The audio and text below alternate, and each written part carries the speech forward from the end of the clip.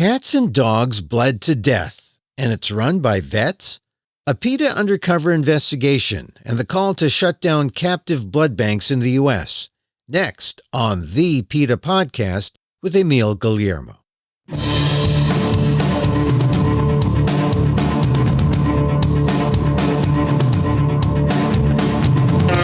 Welcome to the PETA Podcast. I'm Emil Guillermo, your host for this inside look at animal rights. Brought to you by PETA, the largest animal rights organization in the world. On today's episode, blood banks for animals. In the same way you might donate blood, animals are the same. Usually, responsible animal companions bring their animals into community blood banks to help others. But in our capitalistic society, someone thought it was a great idea to buy cats and dogs and keep them housed so they could be professional bleeders. Terrible idea. Why? Because they are being bled for life, stuck in a cycle of blood. That's the captive blood bank model and the captive blood bank problem. A PETA undercover investigation got into one captive blood bank in Indiana, one of the biggest in the country, that sells blood to animal hospitals throughout the U.S.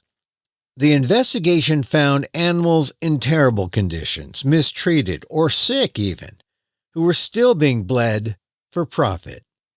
Sarah Deffinger is a senior evidence analyst for PETA. She talks about what the investigator found in that captive blood bank, and how hundreds of cats and dogs are stuck all their lives in a miserable cycle of blood.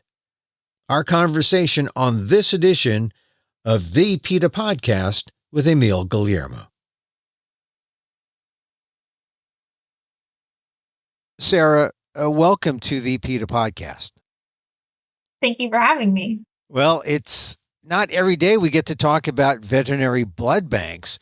And when I was thinking about this, I don't really know what veterinary blood banks are. I guess when people have blood banks, people just go in whenever they feel like giving. A dog doesn't ask its companion, its human companion, hey, take me in, I want to donate blood.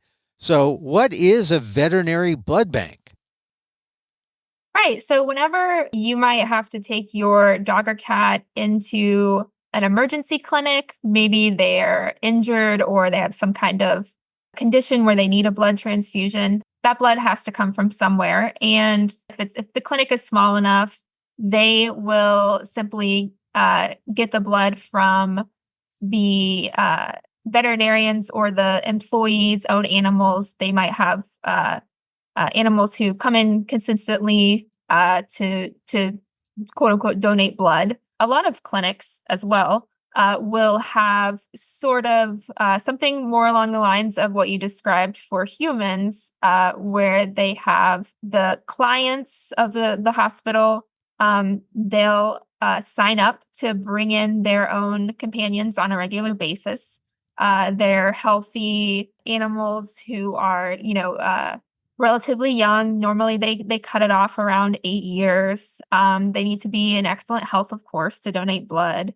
And they will use that blood for other clients who need it.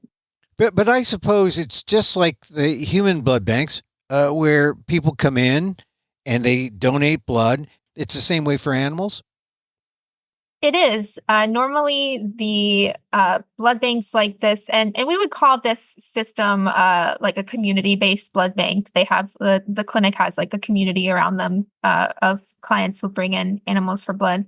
And yeah, you typically at around 6 to 8 weeks is usually their guideline for how often an animal can be brought in to get blood.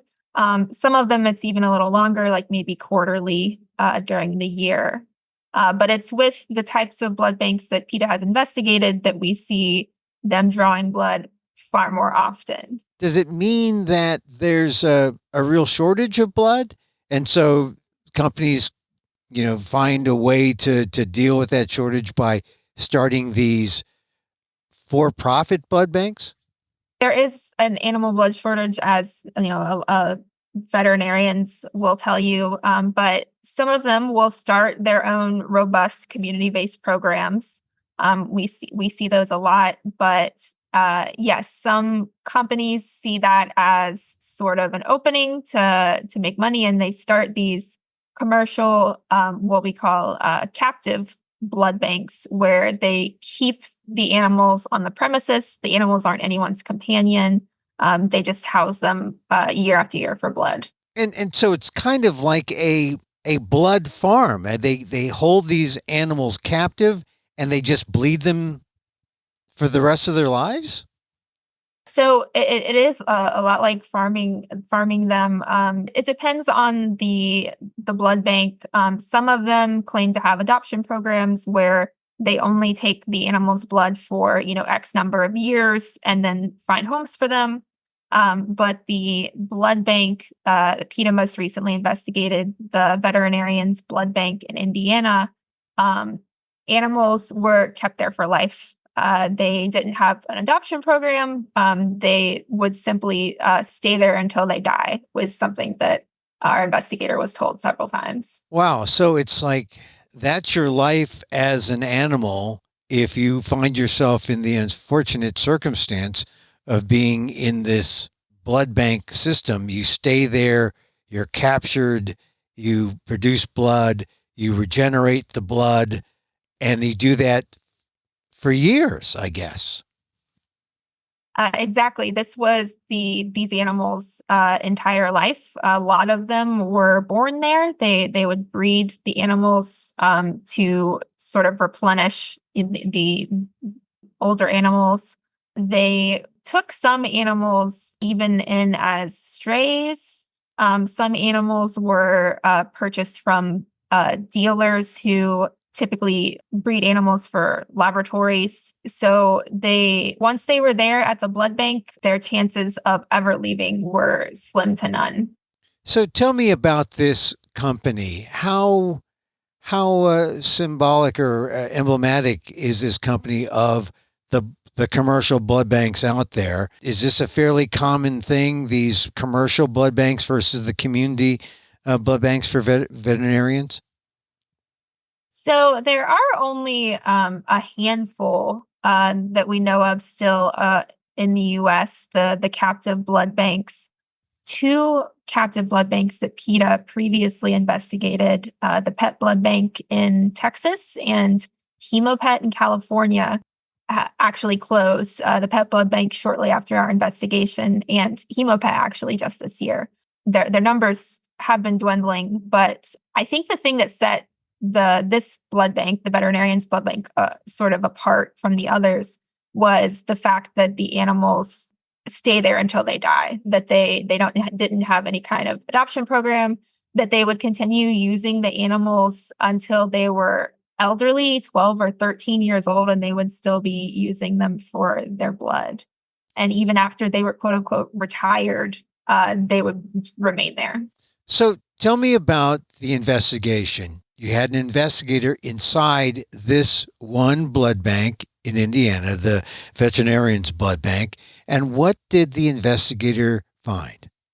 Veterinarian's blood bank has two facilities. One facility confines cats, and one facility confines dogs. They found hundreds of animals. There were over 500 cats, over 300 dogs being kept in barren kennels. I mean, the dogs were in just chain link kennels with, maybe one toy thrown in there. Many of them didn't have any bedding. The dogs a lot of them had pressure sores from being confined on these hard plastic floors with no bedding or beds or soft surfaces. The cats were kept in pens of up to 30 cats, 15 to 30 cats each. They had just a few food bowls. They had to compete for space and, access to and all the resources that they had were very limited. Now, these conditions don't sound very pleasant. How do they stack up? How does PETA view this kind of treatment of the animals? It's really totally unnecessary. I mean, there are, these community-based blood banks where animal guardians bring in their animals periodically to give blood, doing this that shows that they don't need to be confined in a kennel for life. It's really just for convenience. They can bleed them more often. They're on site. It's totally unnecessary for them to be in such a harsh environment for their entire life. And what does it mean in terms of profit? I guess it means a more regular sense of money coming in, of income. And this kind of setup maybe helps the blood bank stay in business or improves their profits? Right. If they're drawing blood, more often than they would otherwise be, able to if they were following, community-based blood bank guidelines, and they're able to sort of house them in this density, and keeping them in this constant confinement, they can draw blood more often, they can sell more product, they can ship it out faster. It's sort of like farming them, like you said. Tell me more about the conditions. It doesn't sound like it's so great for the animals at all. The dogs were in these long, basically like sheds, but with kennels inside. Many of them had no bedding. They might have like a single toy. They were only allowed out for exercise. The only times they left these kennels were for their blood to be drawn or for them to be let outside in these cement floor play yards, quote unquote. But this was only when the kennels were being cleaned, which took maybe half an hour, and then they were put right back in. So they spent 23 hours or more a day in these kennels. And on Sundays, the kennels went uncleaned. So the dogs did not get to go outside at all and spent the entire day in the kennels. The cats had very few places to, 15 to 30 cats is a lot of cats to be in a small space. They might only have a few places to hide from each other. The litter boxes were actually plastic kiddie pools full of litter, and they would you might have one or two litter pools, and there's just a dozen or 24 cats using a single litter pool. On weekends, they weren't even dumped. So it was really not a pleasant environment for the cats. What was the most distressing thing that the investigator found, you think? I think the most distressing thing that the investigator found was the fact that you expect animals used for blood to be healthy. I mean, the blood is going to be going to animals who are sick and injured themselves. But at this blood bank, they drew blood from elderly animals who were, again, like 12 or 13 years old, emaciated animals. There were extremely thin dogs who would still be used for blood, cats who were sick with upper respiratory infections and would have mucus coming from their nose. There were 2 dogs who had bone cancer, and their blood was still taken to be sold and used for sick animals. There were dogs who had a horrible dental disease and their teeth were just rotting out of their mouths, and they were still used for blood. If you picture an animal would quote unquote donate blood, this was, often the complete opposite. So there's no vetting, they're there to be bled to death essentially, but there's no vetting at all. Like as dogs' health and cats' health change, they just take the blood, no matter. Well, it's really interesting that, the name of this facility is the Veterinarian's Blood Bank, and it's owned by 2 veterinarians, one of whom is still licensed in Indiana. But the veterinarian would put in very occasional visits. There are hundreds of animals with all sorts of, ailments, but he might show up once a week, maybe for half an hour. He might look at a couple animals. He might only perform, some spay surgeries that week and not look at any of the animals who had issues.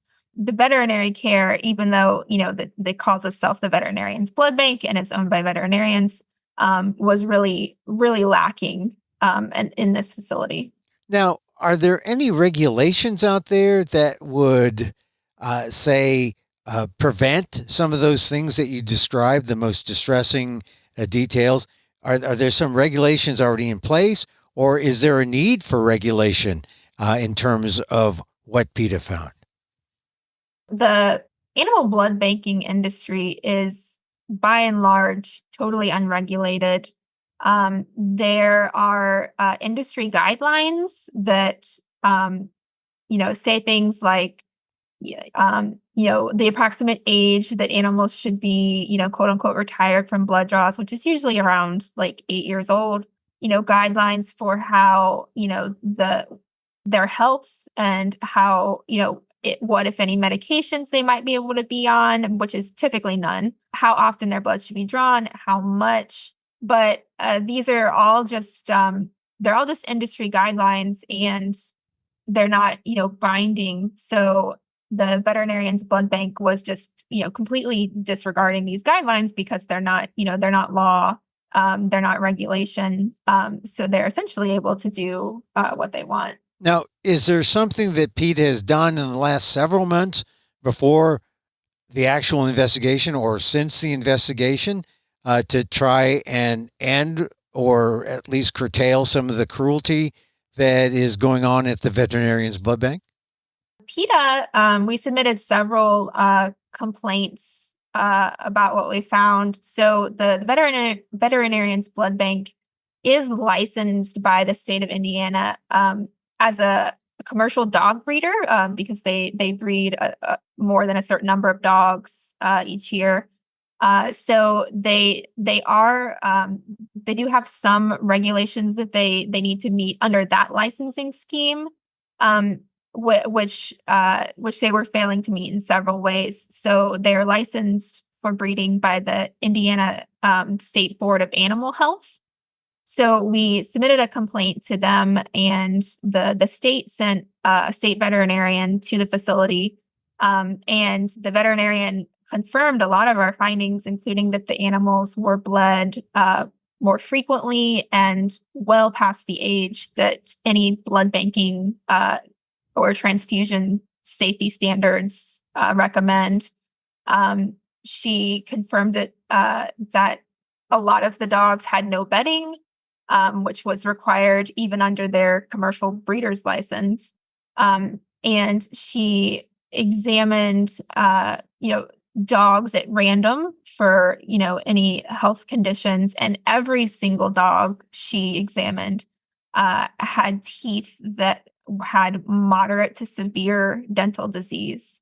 So, these were all things that PETA uncovered, all things our investigator found, and this veterinarian, confirmed them, and did require them to make some changes.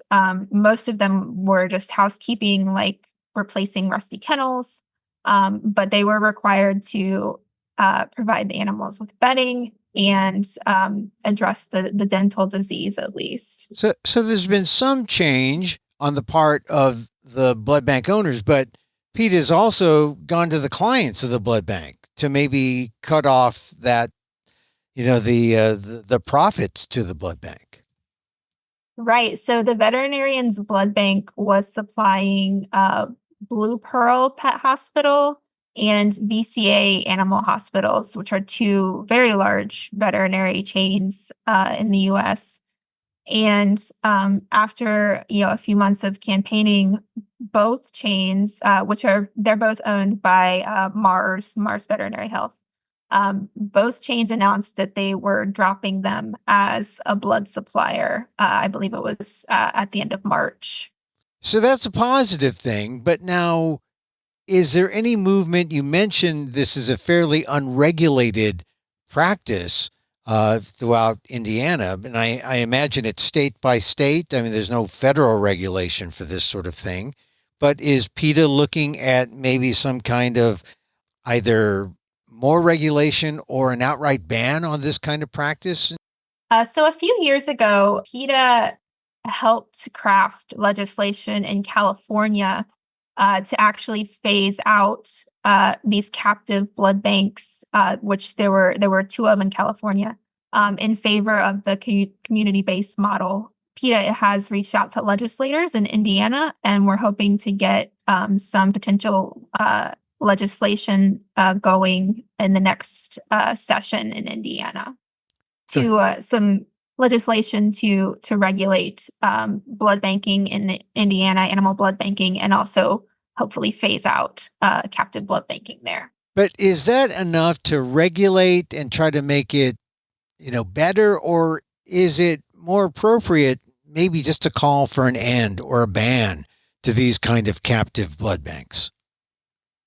It would definitely be great if there was just a straight up end to captive blood banking. I mean, the animals would certainly benefit.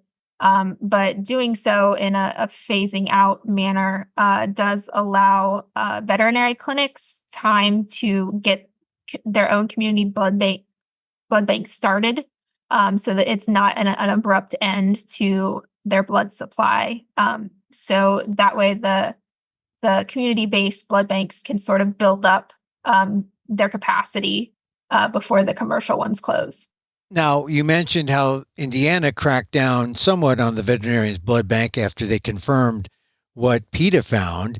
What has been the response of the veterinarian's blood bank owners to that and to PETA in general? The owners have really made very few statements to press. They have simply said that, oh, well, we did what the State Board of Animal Health required us to do, so everything's fine.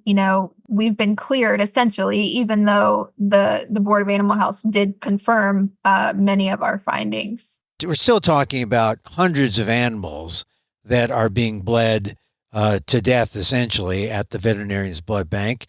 Is there a sense of an end to this coming soon? It's going to take a lot of work, and it's probably going to take a lot of legislation, which can take some time. In California, it took several years, several legislative sessions to finally get the laws changed. But I think that's something that PETA is certainly prepared to work on and to fight for, even if it does take some time. Veterinarian's blood bank in Indiana is kept alive because there are still some patrons, some clients, even though the two largest ones have said no, they're ending their relationship, but they still have clients. And I suppose they are still getting dogs and cats, or is that just a function of their ability to breed them as fast as they can? They do breed both dogs and cats. So even if they ended the practice we documented of them getting, cats from random sources, stray animals, they can still simply keep breeding on their own to keep replenishing the number of animals that they have. So till further notice, they can keep going until the regulators or the laws catch up to them and give a more cruelty-free kind of framework. Is there any way that anyone, PETA, the public, can save the animals that are there now? Can there be any rescue attempts made? So there are several ways that people can help who are concerned about the animals there. One of them is talking to your own veterinarian, asking them where they get their blood, whether they get their blood from the veterinarian's blood bank or a place like it, another captive blood bank, and encouraging them to implement a policy against sourcing from captive animals and using only blood taken from animals who live in homes. We also, there is an action alert at PETA.org/blood, which includes instructions on how to contact the governor of Indiana to ask him to use his influence to help the animals there. Now, is there any way that animals can be rescued? if the blood bank closes, obviously, PETA would be prepared to help with any rescue attempts. But at this point, they do own all of the animals. Now, PETA has rescued several animals from the veterinarian's blood bank. Our investigator was able to rescue 3 cats and a dog. The dog, her name is Colby. She's I think she just had her 13th birthday. But she was a quote unquote retired dog who had been used for blood until she was about 12 years old. And was essentially just going to remain there in the same kennel she'd been in for over a decade, until she died or was euthanized. And so now she is enjoying her life in a new home with a new family. And there were 2 cats. Our investigator rescued 3 cats. One of them, his name was Fox, and he actually he was a senior cat, and he was very ill. He was suffering from bloody diarrhea that the investigator had brought to the attention of a manager, but he received no veterinary care for this.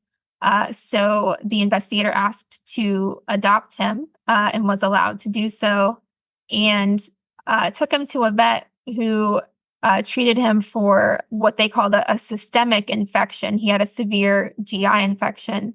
After weeks of care for that, he was still ill, and a veterinarian diagnosed him with GI cancer. So Fox was humanely euthanized. But 2 other cats who were rescued by our investigator are also now enjoying their new homes. One of them was Vivi, who the veterinarian's blood bank knew for approximately 36 weeks. So not great at math, but that's about 9 months, that she had what they thought was a mouth infection, an oral infection. She had swollen, bloody gums. She obviously had severe pain in her mouth and difficulty eating.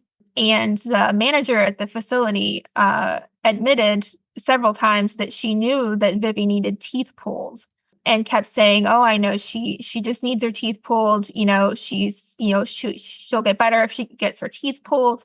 But despite the fact that the blood bank is owned by a veterinarian, she never got this veterinary care until the manager finally relented and let our investigator adopt her. And our investigator took her to a veterinarian who found that she had a condition called stomatitis, which is an extremely painful condition where your mouth is just constantly inflamed. You can get lesions in your mouth. And the only way to cure it is to pull all of the teeth. So Vivi, the veterinarian, said that she urgently needed all of her teeth pulled. And so she had that surgery that she needed all along, that she needed, and then the blood bank knew she needed this care and denied it to her. And it was a long recovery, but she is now enjoying her new home. I had the pleasure of driving her to her new home in New England, where she's doing great and living the life she always deserved up there. Well, and to think that were it not for being rescued, they'd be living a life inside the blood bank, being bled to death, despite all their conditions, health-wise. They'd be giving blood, and this blood would be going all across the nation to veterinarian clinics around the country. Yes, the animals who were sick were often bled. Vivi, the cat with the mouth condition who was rescued, they weren't even using Vivi for blood because she was too small. She only weighed about 4 pounds. And even though they couldn't use her for blood, they knew they couldn't use her for blood, even though she had this severe mouth condition, this severe infection, they just kept her in a kennel. And the investigator asked, what what do they do with cats who are too small, cats like Vivi? And, a worker told her they just stay here until they die. So they don't get bled, but they never get out. So, Sarah, I appreciate you sharing this. I went over all the stuff, previously, and I just couldn't believe that this industry is allowed, the captive blood bank system. But how many of these are there in the country? Have you identified how widespread these captive blood banks are in the U.S.? Been tracking them, and I think there are fewer than a dozen that we know of. And with maybe some regulation that could be better, but it looks like it's just something that could easily be replaced with something more humane, more ethical, like a community blood bank, something that wouldn't be as cruel and would be just as helpful to the veterinarians out there. Right. These community-based blood banks they can provide vet clinics with the blood they need, and they allow the animals to still live in homes and live the life that they deserve, rather than being constantly confined in a kennel or a pen for life. Well, it sounds like no life for an animal that the animals you saved are now thriving, right, as companion animals. So. Right. The animals who were rescued, Colby the dog and Vivi and Jane, another cat. They're all now living the life that they've deserved all along. So that's a somewhat of a happy ending, somewhat of a positive note, but it's not over yet. And we'll be following your efforts there to see what happens in Indiana. Sarah, thank you very much for being part of the PETA podcast. Thank you for having me.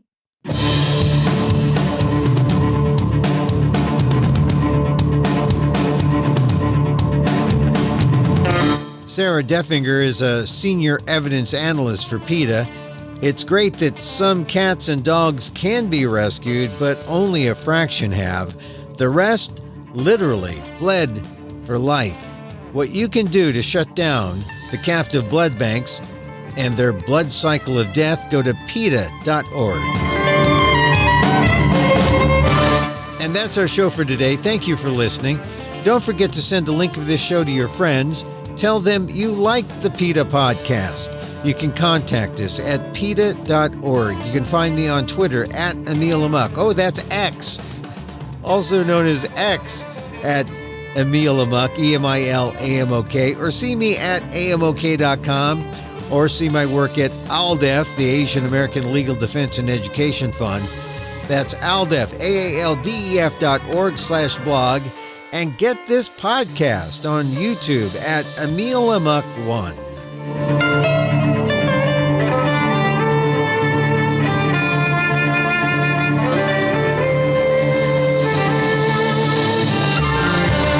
Once again, thank you for listening. Check out all our episodes on your favorite podcast app or on Apple Podcasts, where you can subscribe to as well as rate and review the show. It helps get the word out about the issues you care about. Our music is provided by CarbonWorks. Check them out on YouTube. And join us again next time for more insight into animal rights and the fight for a cruelty-free world on the PETA Podcast. I'm Emil Guillermo.